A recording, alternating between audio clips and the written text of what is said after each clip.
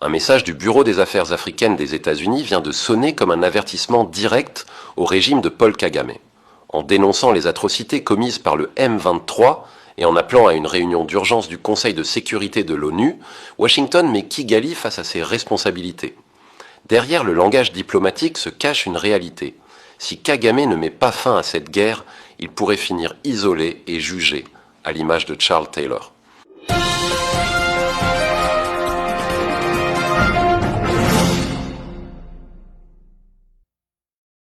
Voici une analyse en profondeur de ce tournant décisif pour la RDC, l'Afrique et la communauté internationale. Le communiqué publié par le Bureau des Affaires africaines des États-Unis sur son compte officiel X n'est pas un simple rappel protocolaire. C'est un texte lourd de sens qui s'inscrit dans un contexte géopolitique bien précis et qui constitue une inflexion notable dans la diplomatie américaine vis-à-vis de la crise à l'est de la République démocratique du Congo. Le passage clé est celui-ci: Violence targeting civilians in Eastern DRC is unacceptable, and we urge all parties to uphold the ceasefire committed not to in the Declaration of Principles signed in Doha between the DRC and M23. We have called for a UN Security Council emergency briefing on DRC to discuss the horrific abuses perpetrated against civilians, including by M23, and will continue to promote accountability to ensure that those who undermine peace, stability or security face consequences. Dans ce langage policé, Washington dit deux choses fondamentales. Premièrement, le M23 est clairement désigné comme auteur d'atrocités. Deuxièmement, les États-Unis s'engagent à chercher des mécanismes de responsabilité internationale contre ceux qui alimentent la guerre. Or, dans la réalité des faits, tout le monde sait que le M23 n'existe pas sans le Rwanda. Ce mouvement n'est rien d'autre que la façade armée des forces de défense du Rwanda, RDF, créée, entraînée et commandée depuis Kigali. Les experts de l'ONU l'ont documenté, l'Union européenne l'a reconnu, et même certains alliés traditionnels de Paul Kagame commençaient à le dire ouvertement. En visant le M23, Washington vise donc Kagame, mais sans le nommer. C'est de la diplomatie classique. On ne pointe pas directement le chef d'État, mais on cible son instrument de guerre, en laissant entendre que si cet instrument continue ses exactions, alors son commanditaire devra en répondre. Ce choix des mots est révélateur. Par le passé, les États-Unis utilisaient un langage beaucoup plus équilibré, appelant toutes les parties à la retenue, mettant sur le même plan le gouvernement congolais et le mouvement rebelle. Aujourd'hui, le ton change, le M23 est explicitement accusé de « horrific abuse », d'atrocité contre les civils. C'est un saut qualitatif, car cela légitime le discours de Kinshasa qui, depuis des années, dénonce l'agression rwandaise. Cela renforce aussi la position de Félix Tshisekedi, qui martèle que la guerre n'est pas une guerre civile congolaise, mais une guerre d'agression étrangère menée par un voisin. Ce rappel au cessez-le-feu signé dans la déclaration de principe de Doha est aussi hautement stratégique. Officiellement, ce texte a été conclu entre le gouvernement congolais et le M23 sous la médiation du Qatar et des États-Unis. Mais en réalité, c'est Kigali qui a donné son feu vert à cette signature, puisque le M23 n'agit jamais de manière autonome. Quand Washington exhorte à respecter le cessez-le-feu, c'est une manière de dire à Kagame « Tu t'es engagé par procuration à Doha, si le M23 continue de tuer, c'est toi qui violes tes engagements. » Autrement dit, la communauté internationale met désormais la responsabilité juridique et politique de la reprise des combats sur le Rwanda. Et cette évolution est capitale car elle prépare le terrain à ce que les diplomates appellent des mesures de responsabilisation. Washington parle de promouvoir la responsabilité et de s'assurer que ceux qui sabent la paix, la stabilité et la sécurité feront face à des conséquences. Là encore, le langage est codé. Les conséquences peuvent aller de sanctions économiques ciblées contre les responsables jusqu'à des restrictions diplomatiques, voire à des poursuites internationales. L'histoire récente de l'Afrique fournit un exemple clair, Charles Taylor. L'ancien président du Libéria pensait pouvoir manipuler des rébellions dans la sous-région sans jamais être inquiété. Il armait, finançait et dirigeait les rebelles du RUF en Sierra Leone, responsables de mutilations, de massacres et d'atrocités innommables. Pendant un temps, il a été protégé par des réseaux occidentaux. Mais un jour, le consensus international a basculé. et il a fini jugé et condamné pour crimes de guerre et crimes contre l'humanité. La comparaison avec Kagame est frappante. Comme Taylor, il a construit un système de guerre par procuration qui lui permette de déstabiliser ses voisins tout en prétendant que le Rwanda n'y est pour rien. Comme Taylor, il profite de ces guerres pour contrôler des ressources naturelles stratégiques, en l'occurrence l'or, le coltan et le cobalt de l'Est congolais. Comme Taylor, il a longtemps bénéficié d'une indulgence occidentale, car il apparaissait comme un allié utile dans la région. Mais comme Taylor, il est en train de franchir la ligne rouge, celle des massacres de civils sous les yeux de la communauté internationale, à une époque où les images circulent instantanément et où les opinions publiques y pèsent de plus en plus dans les décisions diplomatiques. Les États-Unis ne parlent pas à la légère lorsqu'ils convoquent le Conseil de sécurité pour une séance d'urgence.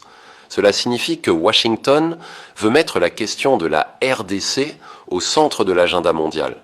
Cela veut dire aussi que les crimes du M23, donc du Rwanda, ne pourront plus être relégués à des discussions régionales stériles. Désormais, ce sont les grandes puissances qui vont en débattre, avec le risque pour Kigali de voir son image écornée au plus haut niveau. Paul Kagame a toujours investi dans le branding international de son régime, le Rwanda pays modèle, discipliné, ouvert aux affaires, champion des femmes au Parlement. Mais que reste-t-il de cette image quand les résolutions de l'ONU commencent à parler de crimes de guerre, de massacres de civils, et quand des puissances comme les États-Unis commencent à envisager des sanctions? Pour Félix Tshisekedi et pour le peuple congolais, cette évolution est une victoire diplomatique. Pendant des années, Kinshasa a crié dans le désert, dénonçant les complicités internationales et les doubles standards. Aujourd'hui, le vent tourne. La diplomatie congolaise, incarnée par des figures comme Thérèse Kayi-Kwamba-Wagner, parvient à imposer ses arguments. Le fait que Washington parle explicitement d'atrocités du M23 valide la ligne politique de Kinshasa. Cela donne aussi une légitimité accrue au FARDC et au Wazalendo, qui combattent sur le terrain contre une armée mieux équipée et appuyée par le Rwanda. Mais au-delà de la diplomatie, il faut insister sur la dimension stratégique. Le message américain est en réalité un ultimatum. Kagame doit cesser d'utiliser le M23 comme bras armé, faute de quoi il subira des conséquences. C'est exactement ce qui s'est passé pour Taylor. Tant qu'il restait dans les limites d'une guerre de basse intensité, les puissances détournaient le regard. Mais quand le sang a coulé en masse et que la stabilité régionale a été compromise, elles l'ont lâché. Kagame est en train d'atteindre ce point de bascule. Les massacres de Kishiche, de Rutshuru et de Masisi sont documentés. Les rapports de l'ONU s'accumulent. Les voix de la société civile congolaise, rwandaise en exil et même ougandaise s'élèvent. Et désormais, Washington prend acte. Il ne faut pas se tromper, le spectre de Charles Taylor plane réellement sur Kagame. Non pas qu'un tribunal international soit convoqué demain matin, mais le processus de délégitimation est enclenché. Une fois que les grandes capitales ont décidé qu'un dirigeant est un problème, il devient de plus en plus difficile pour lui de voyager, de lever des financements, de convaincre des investisseurs. L'économie rwandaise, déjà fragile et dépendante de l'aide internationale, ne pourra pas résister longtemps à une mise au ban. Et les élites du Front patriotique rwandais, qui profitent aujourd'hui du système, commenceront tôt ou tard à se poser des questions. Vaut-il la peine de sacrifier l'avenir du Rwanda pour les ambitions personnelles de Kagame? Dans ce contexte, Tshisekedi doit continuer à combiner deux stratégies, la diplomatie et la préparation militaire. La diplomatie, parce qu'il faut exploiter ce momentum international pour isoler Kigali et pousser la communauté internationale à prendre des mesures contraignantes. La préparation militaire, parce que l'histoire montre que Kagame ne recule que devant la force. Les FARDC, appuyés par les Wazalendo, doivent continuer leur montée en puissance, nettoyer leur rang des traîtres hérités du système kabiliste et se doter d'une stratégie offensive. La victoire ne sera pas seulement diplomatique, elle sera aussi militaire. Et plus vite l'armée congolaise sera capable de reprendre l'initiative, plus vite Kagame comprendra que le jeu est terminé. Ainsi, le communiqué américain n'est pas une simple déclaration. C'est un jalon historique dans la longue lutte de la RDC contre l'agression rwandaise. C'est le signe que le temps de l'impunité touche à sa fin. Et c'est un avertissement clair à Paul Kagame. S'il ne change pas de cap, il finira comme Charles Taylor, jugé par la communauté internationale, abandonné par ses anciens protecteurs et réduit à l'impuissance. L'histoire est en marche et elle ne pardonne pas aux tyrans qui croient pouvoir défier le monde entier. Si Paul Kagame est aujourd'hui vulnérable et isolé, une question cruciale se pose. Que se passera-t-il après lui ? Car l'homme qui a bâti tout le système politique rwandais autour de sa personne ne peut pas disparaître sans que des secousses majeures ne se produisent à Kigali. L'histoire des régimes autoritaires montre toujours la même chose. Lorsque le dictateur tombe, la façade de stabilité s'écroule, les luttes internes s'intensifient et les clans qui s'étaient tus par peur se livrent à une guerre de succession. Le Rwanda n'y fera pas exception. Le Front patriotique rwandais, FPR, qui constitue la colonne vertébrale du régime, est déjà traversé par des rivalités. Autour de Kagame, plusieurs factions existent, celles des militaires historiques, souvent des Tutsis venus d'Ouganda qui l'ont accompagné dans sa conquête du pouvoir, celle des technocrates civils qui gèrent l'image internationale du Rwanda, et celle de la famille présidentielle avec l'influence grandissante de Jeannette Kagame et de ses enfants. Tant que Kagame règne, ces rivalités sont étouffées. Mais le jour où il perdra la main, elles éclateront au grand jour. Un scénario est celui d'une succession dynastique. Kagame pourrait tenter d'imposer son fils, Ivan Siomoro, comme héritier. Mais cette option est fragile. L'armée rwandaise, dominée par des vétérans aguerris et souvent frustrés, n'acceptera pas facilement de se soumettre à un jeune homme sans expérience militaire réelle. Un autre scénario est celui d'un coup de force interne mené par un cercle de généraux, lassés de voir Kagame les entraîner dans une guerre sans fin qui menace leur survie. Ces généraux pourraient négocier leur survie politique et judiciaire en échange d'un retrait progressif du Congo et d'une normalisation avec Kinshasa. Quel que soit le scénario, il faut comprendre que l'après-Kagame ne sera pas une continuité tranquille.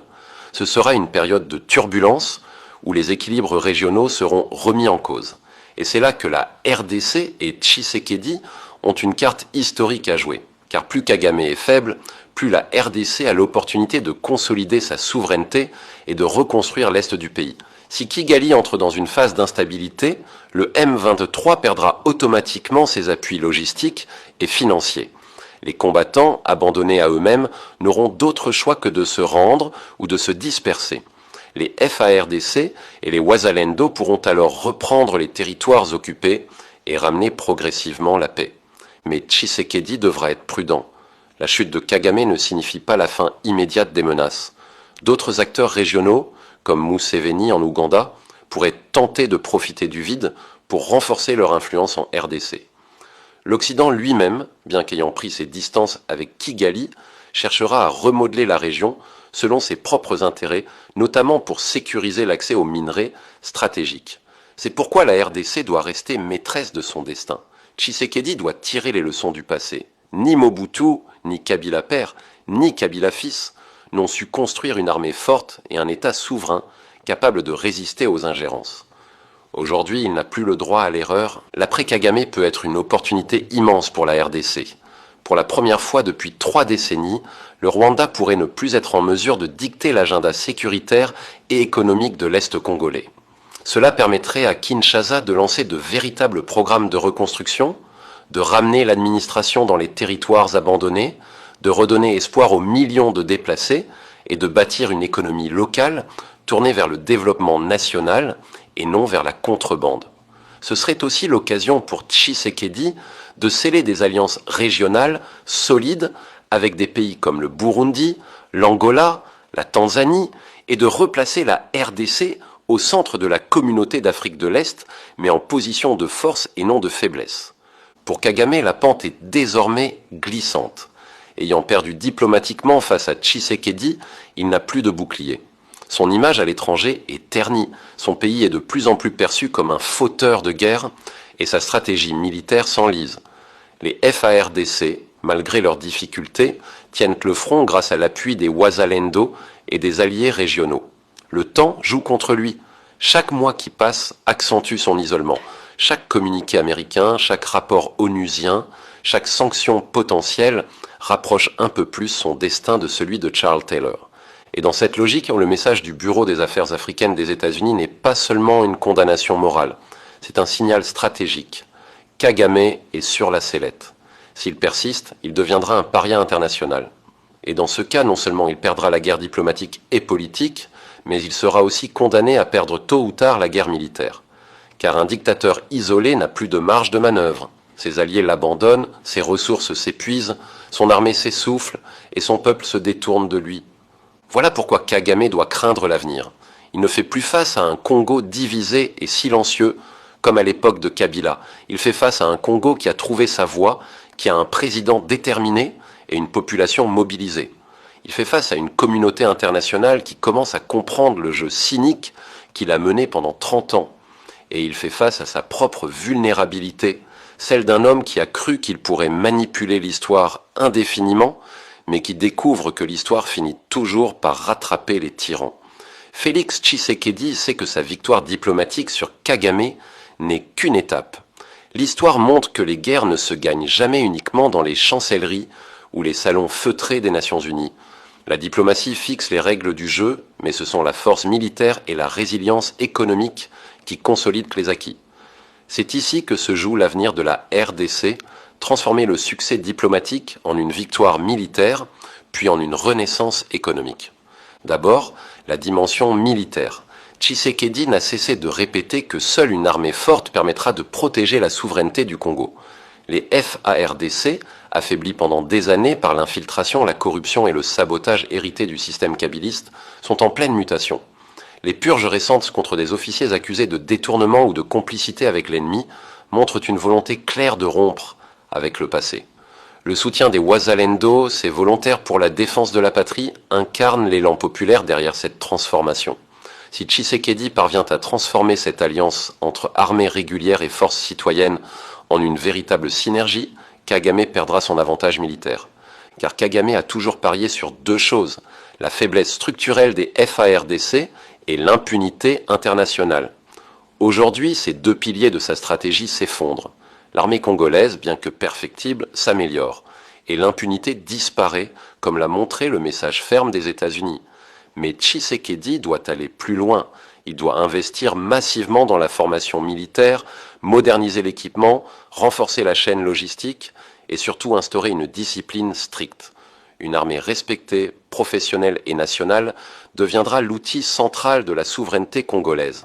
Elle sera la garantie que plus jamais un voisin ne pourra rêver de balkaniser le Congo. Ensuite, la dimension économique. Tshisekedi a compris que la guerre à l'Est n'est pas seulement une question ethnique ou territoriale, mais avant tout une guerre de prédation. Le Rwanda ne s'acharne pas sur le nord Kivu ou le sud Kivu par hasard. C'est pour contrôler le coltan, le cobalt, l'or et tous ces minerais stratégiques qui alimentent l'économie mondiale. Kagame a bâti son miracle économique sur ce pillage. Pour consolider sa victoire, Tshisekedi doit briser ce modèle.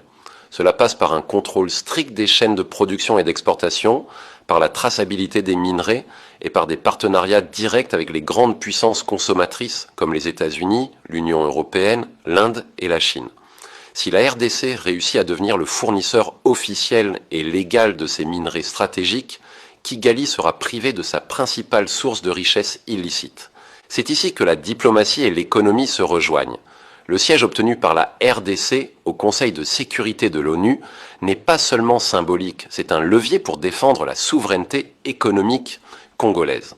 Les accords signés avec les Américains autour des minéraux critiques pour la transition énergétique montrent que Tshisekedi a su convaincre que le Congo est un partenaire stratégique fiable.